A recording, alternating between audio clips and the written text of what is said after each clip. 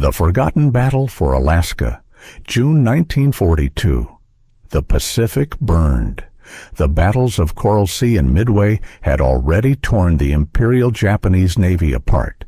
The world was watching the tropical waters, but the next strike didn't come from the south. It came from the north. Thousands of miles away, beyond the reach of radio, navigation, or even sunlight, a new front was opening, one so remote that even maps barely marked it.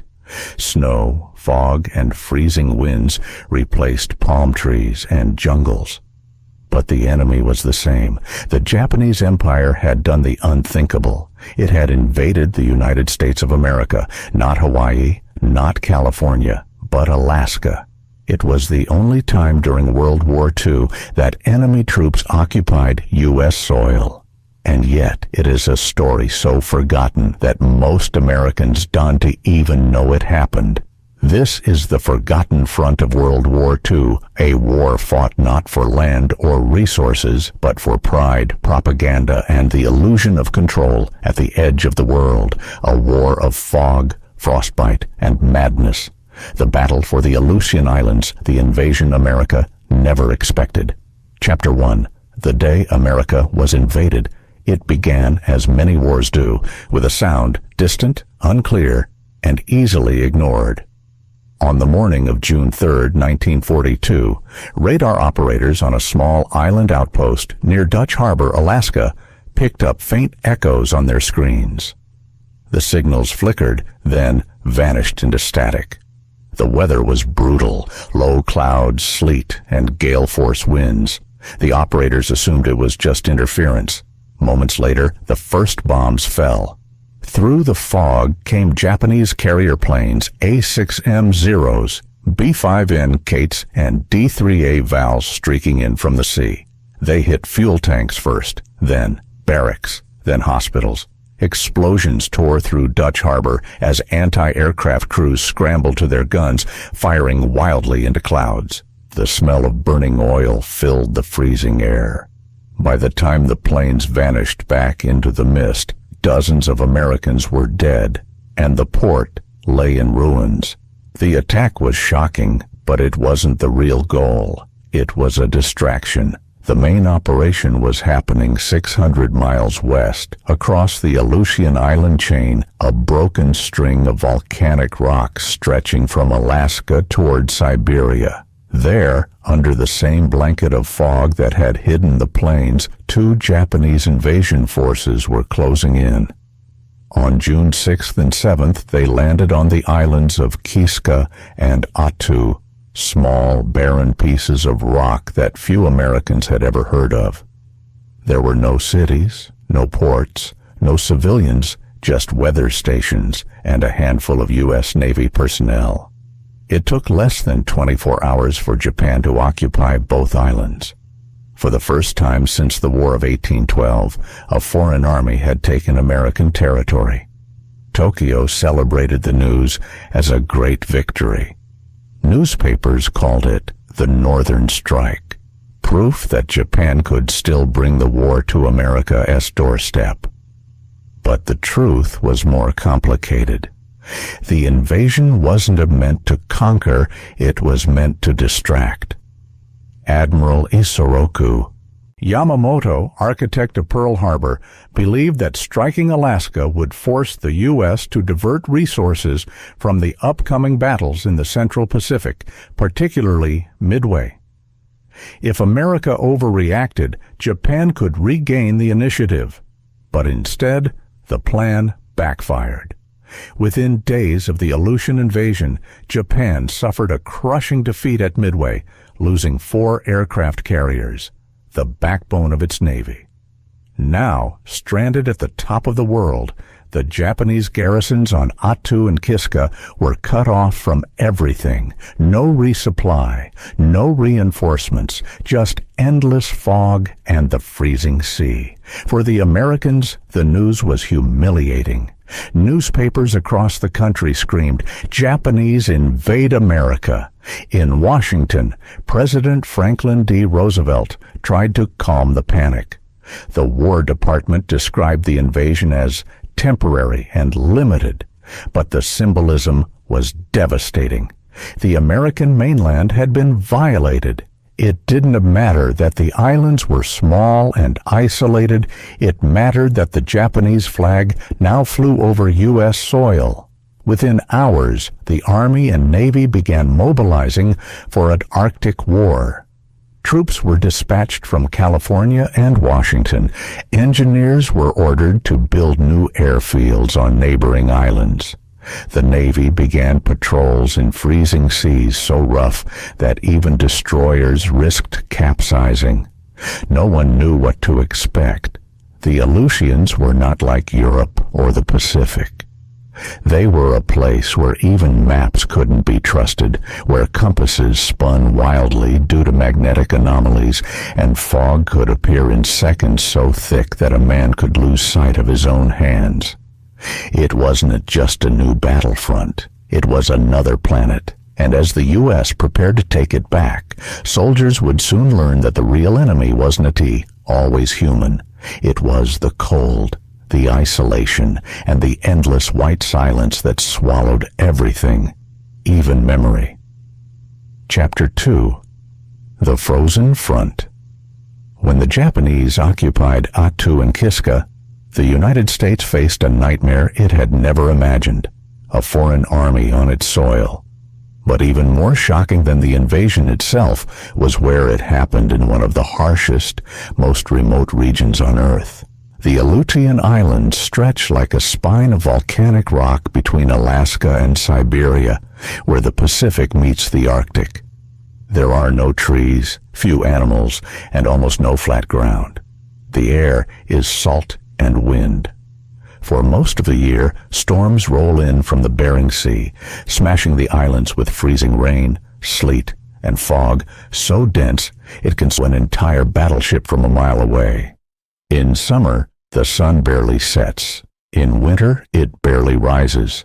The ground alternates between mud and ice, but never rest. Soldiers later joked that there were only two seasons in the Aleutians, mud and hell.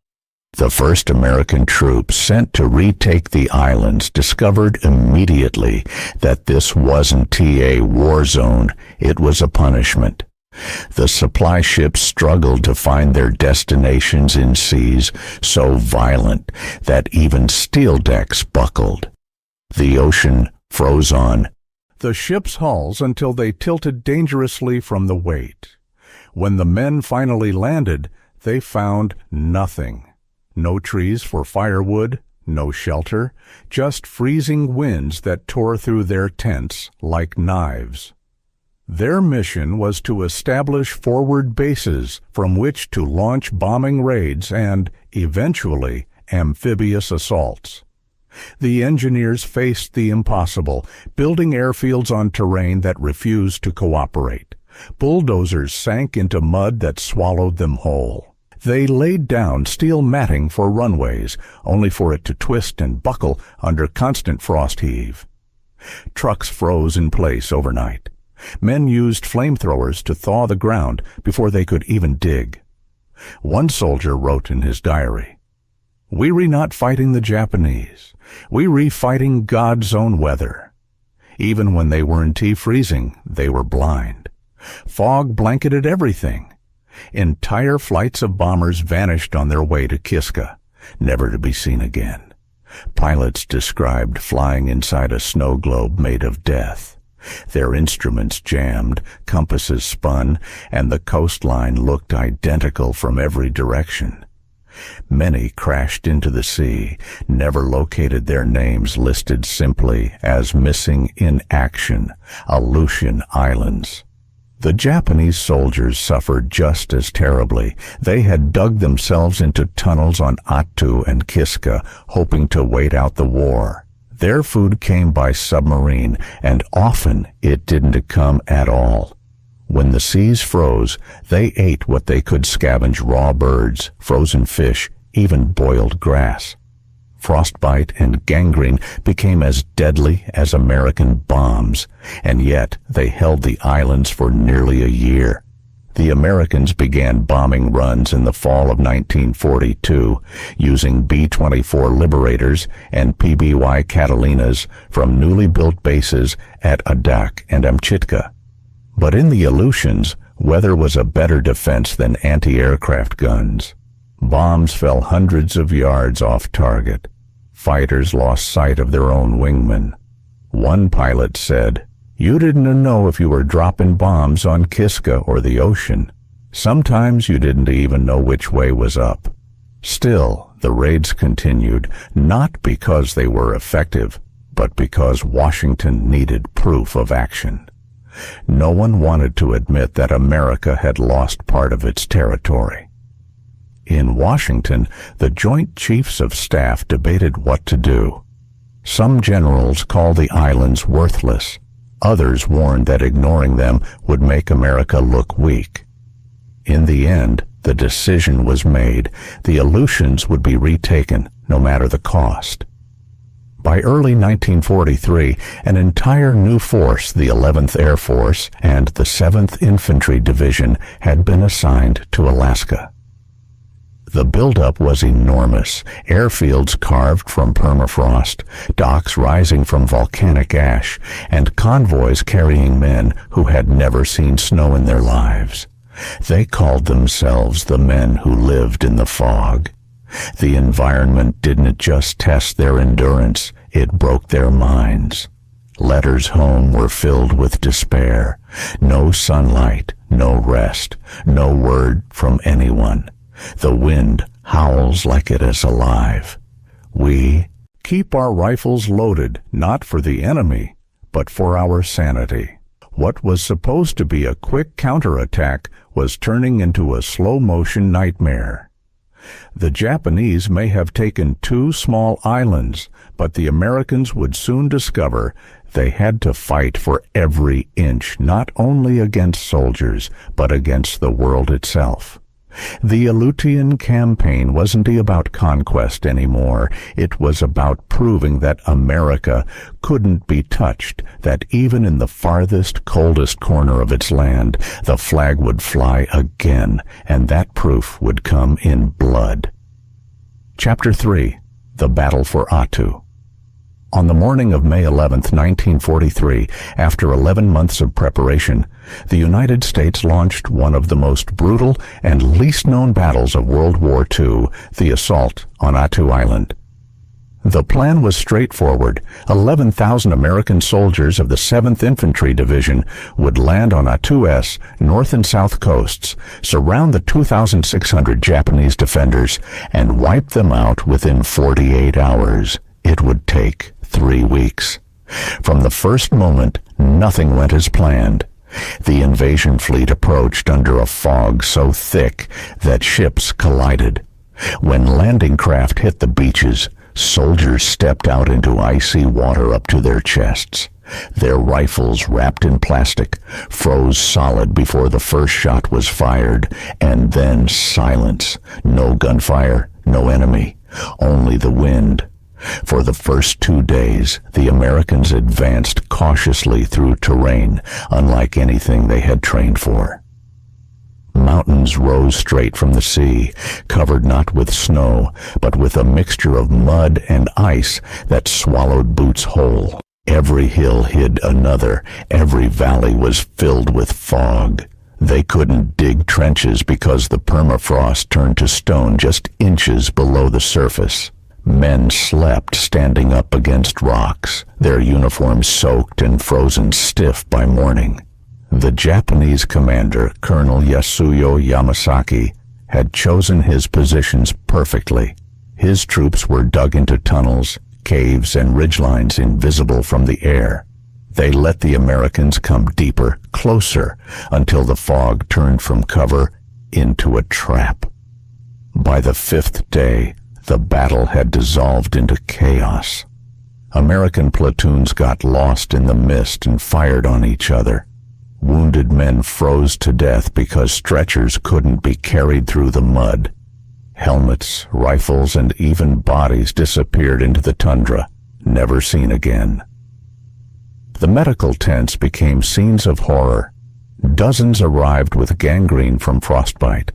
Others were blind from snow glare or half-mad from exhaustion. Chaplains read prayers over bodies that were still warm, knowing there was no time to bury them. When the Japanese finally struck back, they did so with terrifying precision. From hidden bunkers high in the cliffs, machine guns opened up on the exposed beaches. Mortar rounds rained down without warning. Snipers fired from impossible angles. The Americans called it the island that shot back. Still, inch by inch, they advanced up through the fog, over the ridges, across. Rivers turned to ice.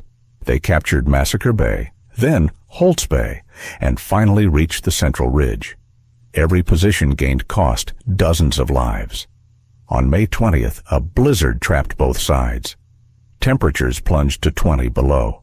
Men burned rifle stocks for warmth. The snow froze their weapons and sealed their boots to the ground. Some described hearing voices in the storm whispers of their fallen friends carried by the wind. By May 25th, the Japanese had been pushed into a single valley. Yamasaki refused to surrender. Instead, he planned one of the largest banzai charges of the entire Pacific War. At 3:00 a.m. on May 29, 1943, as dawn began to glow faintly behind the fog, 1,000 Japanese soldiers, the last survivors of the garrison, emerged from the mist, screaming at the top of their lungs. They charged straight into American lines, bayonets fixed, grenades in hand. They overran medical tents, killing wounded men in their beds. Chaplains were stabbed while shielding the injured. Doctors fought back with pistols. The battle dissolved into pure madness, hand-to-hand combat in snow and darkness. Machine guns jammed. Men fought with knives, helmets, and bare hands. A single ridge became a slaughterhouse. When the sun rose hours later, the valley was silent again. Nearly every Japanese soldier lay dead. Only 28 survived to be captured. The Americans had won, but victory was a word that didn't feel right. 549 Americans were dead, 100 wounded, and more than 800 frostbitten or sick. Half of all casualties came not from bullets, but from the cold. One officer wrote in his diary that day, "We retook an island, yes, but I think we left a part of our souls here." On May 30th, 1943, Attu was declared secure.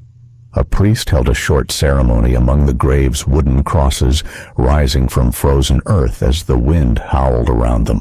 There was no cheering, no parades, no fanfare, only the sound of the waves crashing against the cliffs, carrying away the echoes of a battle no one on the mainland would ever hear about. The Americans had reclaimed their land.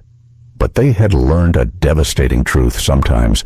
Victory feels exactly like defeat. Chapter 4. The Phantom of Kiska. After the nightmare of Attu, the U.S. High Command was determined never to repeat its mistakes. Attu had been won, but at a cost so steep it bordered on madness.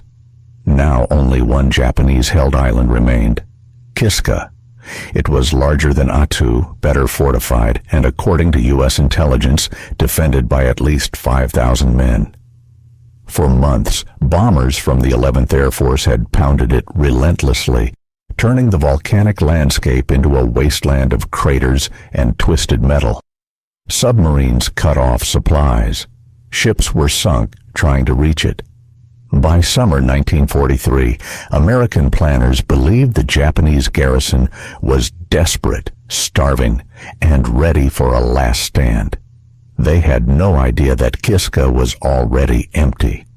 In July 1943, under the endless cover of Aleutian fog, the Japanese Navy had executed one of the most incredible evacuations of the entire war. 7 destroyers and 8 submarines slipped silently through the mist, their engines muffled, radar off. In just one night, they rescued more than 5,000 soldiers from under the Americans' noses. Not a single casualty, not a single detection. It was a masterpiece of stealth and luck. Even after the war, American intelligence officers refused to believe it was possible. But in August 1943, the Americans didn't know that yet. All they saw was a target waiting to be taken. An invasion force of 34,000 troops, Americans, Canadians, and Aleut scouts, gathered in one of the largest armadas the North Pacific had ever seen. Dozens of warships, hundreds of aircraft, and thousands of soldiers stared out into the fog, waiting for the order to land. It was a massive operation, codenamed Cottage, designed to crush what was assumed to be Japan's final stronghold on U.S. soil. On August 15, 1943, they moved in. The fog was so dense that destroyers ran aground. Men stumbled ashore, unable to see more than a few meters ahead. They advanced cautiously, bayonets fixed, expecting ambushes from every hill. The landscape was scarred bomb craters, barbed wire, abandoned bunkers. Everywhere there were signs of life, smoldering stoves, fresh footprints, half-eaten rations. The Japanese, it seemed, were still here. Patrols moved inland, whispering through the fog, hearts pounding. Then came the first shots, but they weren't from the enemy. In the blinding mist, 2 American units mistook each other for Japanese forces and opened fire. Men screamed. Chaos erupted. Within hours, dozens were dead killed by friendly fire. The confusion spread across the island. Explosions echoed in the fog. Rifles cracked. Mortars fired blindly at shadows. When one man fired, 10 others followed. The air filled with smoke and terror, and not a single Japanese soldier in sight. For 2 full days, the battle raged against an enemy that wasn't there. Officers barked orders, medics dragged the wounded through mud, and artillery blasted empty hillsides. The radio chatter was filled with panic and disbelief. "They re-shooting at us, but I can see anyone. Who is firing? Who is firing?" When the fog finally lifted on the 3rd day, the truth emerged. Kiska was deserted. Weeks ago, leaving only empty trenches, burned-out bunkers, and a few strayed dogs that had survived on scraps. The Allied troops stood in silence among the ruins. There was no victory, no enemy, no closure, just fog, wreckage, and the echo of gunfire that had come from their own rifles. In total, the Americans suffered 313 casualties, all from mines, accidents, or friendly fire. The largest amphibious invasion in the North Pacific had fought a ghost war. Later, when the truth reached Washington, the reaction was quiet embarrassment. Official statements called it a complete success. Privately, officers called it the most tragic farce of the war. But for the men who landed on Kiska, it didn't feel funny. The fog had played tricks on their minds, whispering ghosts of Attu, echoes of death. Some swore they heard voices in Japanese, laughter or screams that faded into the wind. Others couldn't sleep for weeks afterward, haunted by the thought that maybe somehow the enemy had never really left. In the years to come, veterans would call it the Island of Echoes. A battlefield where courage met confusion and where the only thing that truly won was the fog itself. Chapter 5. Forgotten Heroes. When the last gun fell silent over Kiska, there were no victory parades, no cheering crowds, no triumphant headlines. The newspapers devoted only a few paragraphs to the successful conclusion of the Aleutian campaign. By then, the world's attention had already shifted thousands of miles away, to Sicily, to Italy, to the vast Pacific. The men who had fought and died in Alaska became invisible overnight. For them, the war had been something entirely different. There were no grand offensives, no palm-fringed beaches or famous generals, only fog, frostbite, and the endless wind. Many soldiers later said that their memories of the Aleutians didn't feel like battle at all. It felt like exile. The survivors of Attu returned to bases in Anchorage and Seattle, gaunt and hollow-eyed, some missing fingers or toes to frostbite. They didn't boast of their experiences. When they told people they had fought in Alaska, few believed it was even part of the war. How could there be battles up there? Civilians asked. The soldiers just smiled, a tired, knowing smile, and said nothing. One officer wrote in his diary, "The wind still blows in my sleep.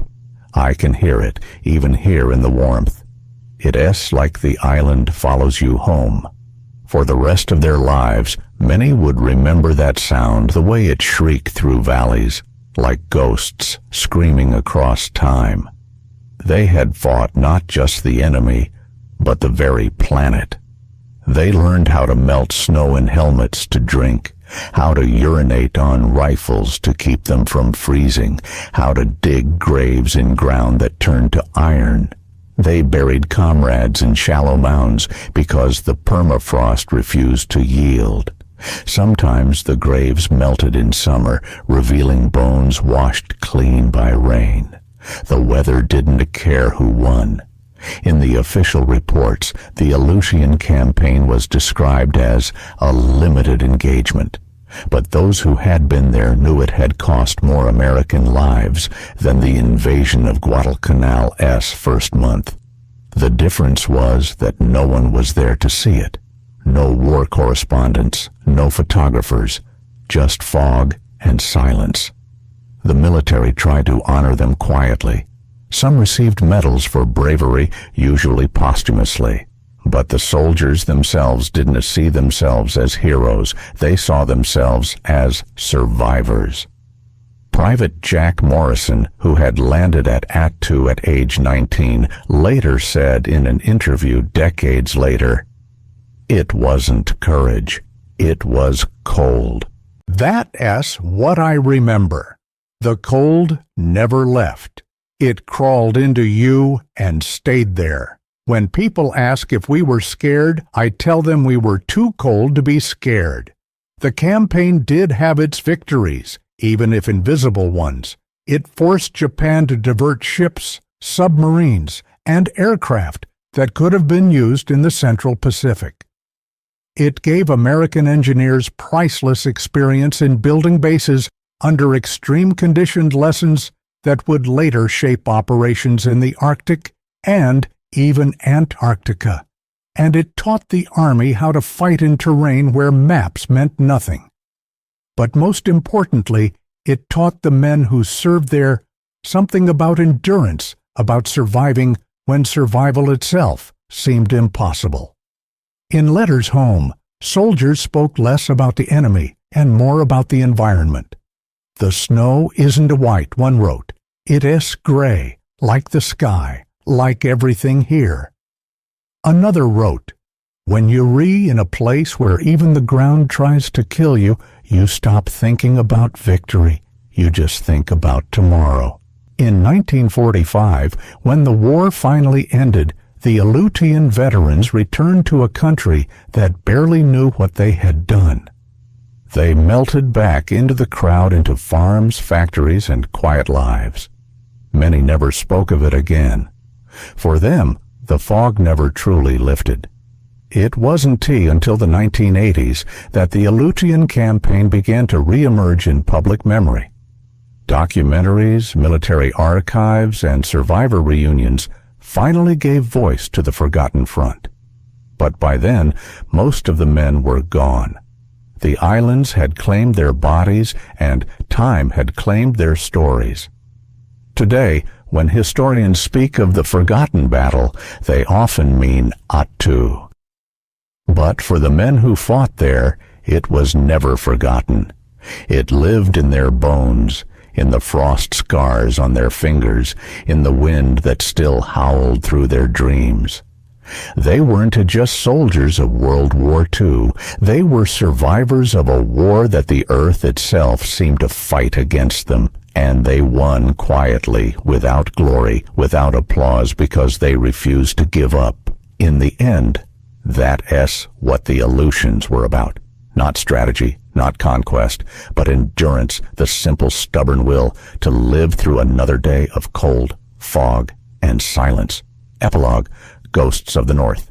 Today, the Aleutian Islands are quiet. No gunfire, no aircraft, no soldiers. Only wind, fog, and the endless gray of the northern sea. On Attu Island, the rusted remains of war lie half buried in moss. Machine gun barrels stick out from the ground like skeleton bones. The twisted hulls of landing craft rest silently on black volcanic beaches, their names worn away by time. The air smells of salt and iron, as if history itself still lingers in the mist. Few people ever come here now. The nearest town is hundreds of miles away. The sea is too rough for most boats, and there are no permanent settlements. But for those who do visit historians, veterans' families, or the occasional explorer, the silence feels almost sacred. Every gust of wind seems to carry whispers. If you listen closely, you might think you hear voices faint, distant calling names long forgotten. Time has erased the scars, but not the memory. The hills are green now, covered in tundra and flowers, but underneath lies the same frozen soil that drank the blood of thousands. Every spring the snow melts just enough to uncover fragments of that war, a helmet, a button, a rusted dog tag, sometimes even bones. The earth remembers what people forgot. After the war, the Aleutians were abandoned almost overnight. The bases were dismantled, the soldiers redeployed, and the headline moved on. Even Japan tried to forget. For both sides, the islands represented not glory, but futility, a frozen graveyard of ambition. But nature never stopped watching. Winds still howl through the abandoned bunkers. Arctic foxes nest inside gun emplacements. Wildflowers bloom where soldiers once fell. And the fog, the same eternal fog that blinded both armies, still rolls in without warning, wrapping the islands in white silence as their secrets. In 1987, Attu was declared a National Historic Landmark. The few remaining veterans gathered for one final ceremony. They were old now, their faces lined, their hands trembling, but when the fog rolled in that day, they fell silent. For a moment, they were young again. They could almost see the mountains, the landing crafts, the friends they lost. One veteran whispered, "It is like the island waited for us." He wasn't wrong. For decades, the Aleutians had waited not for soldiers, not for war, but for remembrance. The world often measures war in victories, maps, and numbers, but the Aleutian campaign doesn't fit neatly into that pattern. It didn't change borders. It didn't decide empires.